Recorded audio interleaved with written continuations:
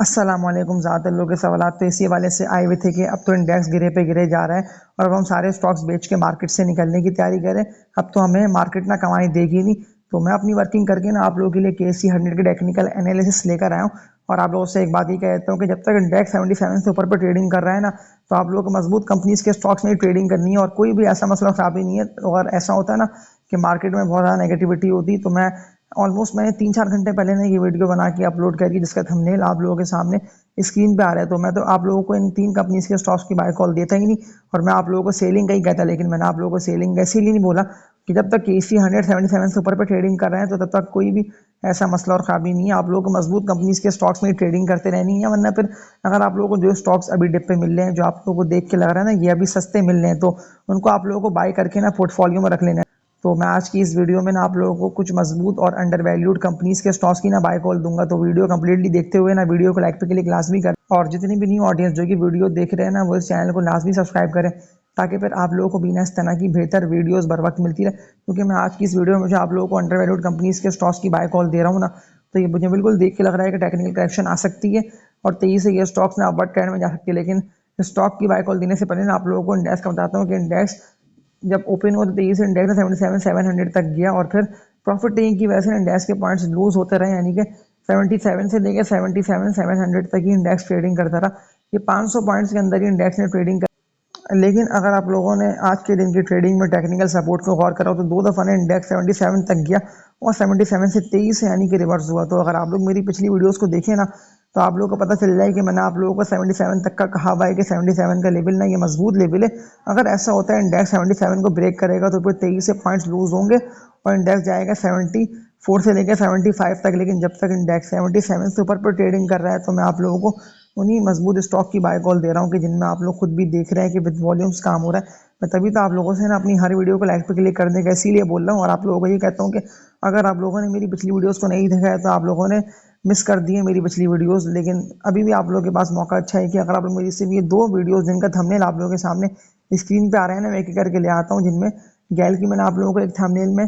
Bye call दी हुई है और दूसरे थंबनेल की वीडियो में ना मैंने आप लोगों को TOMCL की बाय कॉल दी हुई है। तो लाजमी ना आप लोग इन दोनों में से किसी भी कंपनी के स्टॉक को बाय करके ना पैसे अच्छे कमा सकते हैं। क्योंकि अगर मैं पिछली वीडियोस की बात कर लेता हूँ तो मैंने ऑलमोस्ट 1 से 1.5 हफ्ते पहले ना आप लोगों को ऑक्टोपस की बाय कॉल दी थी। और आज के दिन के ट्रेडिंग की बात कर लेता हूँ तो जब इंडेक्स 77 पर ही ट्रेडिंग करता रहा, ऑक्टोपस ने कितना तेजी से बढ़ते हुए शानदार प्रॉफिट्स लोगों को दिए और अपर कैप तक काम हो गया और 49 लाख से ज्यादा शेयर्स का ना ऑक्टोपस में काम भी। तो मैं आप लोगों को यही कहता हूँ कि ऑक्टोपस जैसे एवेंसियन जैसे मजबूत कंपनीज के स्टॉक्स में आप लोग जब भी बाइंग करेंगे ना, तो ये मार्केट कहीं पे भी यानी कि ट्रेडिंग कर रही हूँ तो आप लोगों को ना लॉस नहीं हो सकते। इसलिए कि ये सारे मजबूत कंपनीज के स्टॉक्स हैं, इनका डेट्स भी बहुत कम है, यानी कंपनीज ने लॉन्ग टर्म डेट्स कर्जे ना कम लिए हुए। तभी तो ये स्टॉक आप लोग खुद भी देख रहे हैं कि इस तरह से इंडेक्स गिर रहा है। तो ये स्टॉक ना गिर रहे नहीं है बल्कि इंडेक्स गिर रहा है, ये स्टॉक्स बढ़ रहे इसीलिए क्योंकि बायर्स की एंट्री है। और बायर्स भी जो मैंने आप लोगों से कल की वीडियो में बात की थी ना, सेक्टर स्विचिंग और स्वैपिंग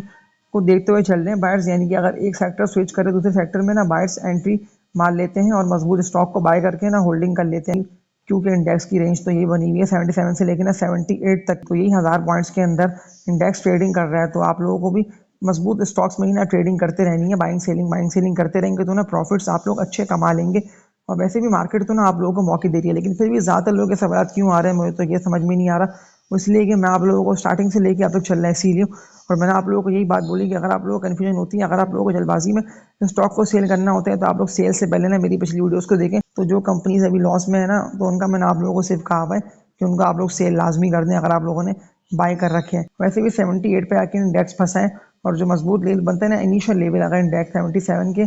लेवल को ब्रेक कर देता तो वो तो यही निकल के आ रहा है कि 74 से लेके ना 75 तक का लेवल है अगर 77 को ब्रेक करता है। लेकिन मैं आप लोगों को तब भी यही कहता हूँ कि बहुत सारी ना ऐसी बड़ी बड़ी और पॉजिटिव खबरें हैं, जैसे कि IMF का लोन जो कि पाकिस्तान को मिलने जा रहा है। इसके अलावा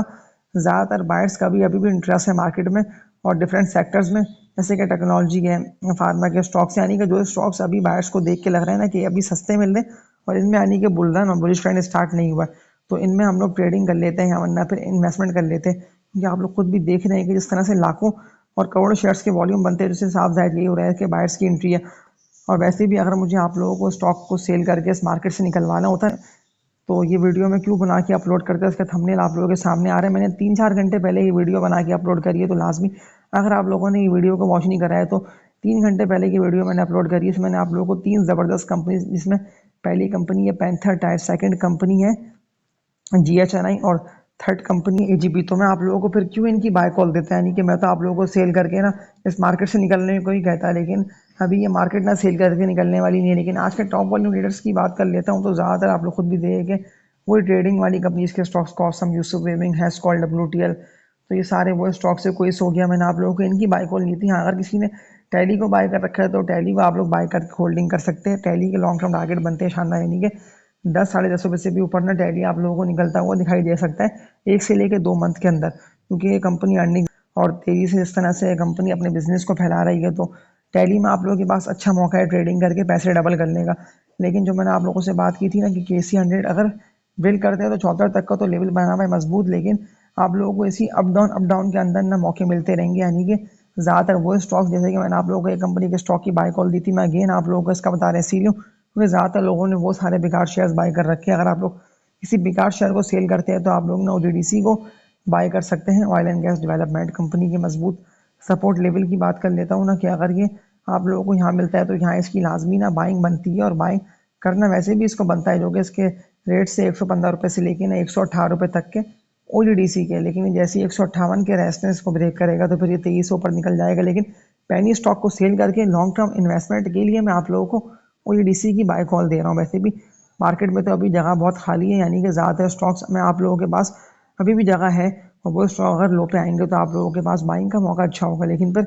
आप लोग अपनी पूरी वर्किंग करके ना स्टॉक को बाय करना है, मतलब ऐसा ना हो कि आप लोग जल्दबाजी में बाय करने के पीछे स्टॉक को भागें और फिर आप लोग यूनिटी, PIE इस तरह के शेयर्स को बाय करके फंसे, और फिर इन दी एंड आप लोग यही बोले कि अब हम क्या करें, क्योंकि ज़्यादातर लोग ना अभी भी जब इंडेक्स 77 पे ट्रेड कर रहे हैं तो लोग ना फंसे हुए, और ज़्यादातर लोगों ने महंगे स्टॉक्स बाय कर रखे हैं, यानी कि हाई रेट्स पे स्टॉक्स बाय कर रखे। फिर कमेंट्स में ना वो लोग सवाल करके पूछ रहे होते हैं, लेकिन ज़्यादातर लोगों के मैं कमेंट्स के ना रिप्लाई इसीलिए कर देता हूँ हैंड टू हैंड, क्योंकि मैं ज़्यादातर ऑनलाइन हुआ हुआ होता हूँ और मैं अपनी वर्किंग कर रहा होता हूँ, स्टॉक्स को देख रहा होता हूँ कि कौन से स्टॉक में अभी तेज़ी की जगह खाली है और कौन से स्टॉक में ना अभी ग्रोथ दिखाई दे रही है। तो फिर जब कमेंट्स आप लोगों के आते हैं तो फिर मैं ना कमेंट्स को देखते हुए ना आप लोगों को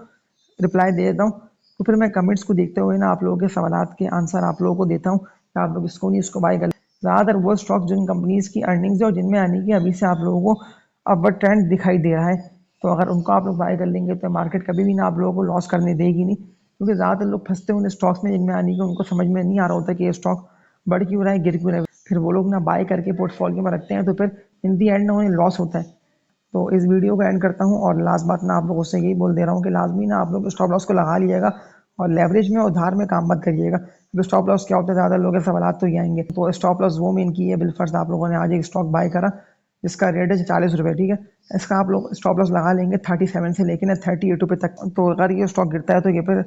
इन रेट्स पे आएगा तो सेल हो जाएगा। तो ये आप लोगों का लग गया गिरते हुए स्टॉक। और बढ़ते हुए की बात कर लेता हूँ, तो फिर बढ़ते हुए ना आप लोगों को लगाने हैं स्टॉप लॉस ऐसे कि अगर ये स्टॉक यहाँ से यहाँ जाता है तो मुझे प्रॉफिट टेकिंग लाजमी कर लेना है, क्योंकि ज़्यादातर लोग ना प्रॉफिट टेकिंग कर नहीं पाते और फैसला ना सही मायनों में ले नहीं पाते, और जो फैसला ले नहीं पाएगा वो तो इस मार्केट में कभी भी यानी कि कामयाब होगा नहीं, और फिर ये मार्केट आप लोगों को कमाने देगी नहीं, क्योंकि बहुत कम और गिनती के लोग ने इस मार्केट में कमा रहे हैं। ज़्यादातर लोग तो अकाउंट खुला के ट्रेडिंग करते हैं, काम करते हैं, लॉन्ग टर्म के लिए शेयर्स बाय कर रखते हैं, लेकिन फिर वो किसी पैनी स्टॉक को बढ़ता हुआ देख के उसमें घुसते हैं, तो फिर जाहिर सी बात है कि वो स्टॉक ना आप लोगों के पैसे साफ कर दे। तो इस दफ़ा की तेज़ी में तो आप लोगों ने देख लिया कि ज़्यादातर लोगों को लॉस ही पैनी स्टॉक्स में हुआ, यानी कि लोगों को समझ में नहीं आया कि कौन सी कंपनी के स्टॉक को कहाँ बाय करना है और कहाँ सेल करके इससे निकल जाना है। तो ये था KC 100 का टेक्निकल एनालिसिस। और लास्ट बात ना आप लोगों से ये बोल दे रहा हूँ कि जब तक KC 100 हाई हाइट्स की तरफ जा रहे हैं ना, यानी कि ऊपर से ऊपर निकल रहा है, तो तब तक आप लोगों के पास मौका अच्छा है। वैसे भी मार्केट तो आप लोगों को मौके दे रही है, अब इन दी एंड डिसीजन लेना आप लोगों को है कि आप लोगों को कहाँ पे स्टॉक को बाय करना है और कहाँ पे ना प्रॉफिट टेकिंग कर लेनी है। और लास्ट बात मैं आप लोगों से यही बोल दे रहा हूँ कि इस वीडियो को लाइक पे क्लिक करके न्यू ऑडियंस चैनल सब्सक्राइब कर लें, ताकि फिर आप लोगों तक भी इस तरह की बेहतर वीडियोस बर वक्त पहुँचती रहे। तो तब तक के लिए अपना ख्याल रखिएगा। अल्लाह हाफिज़।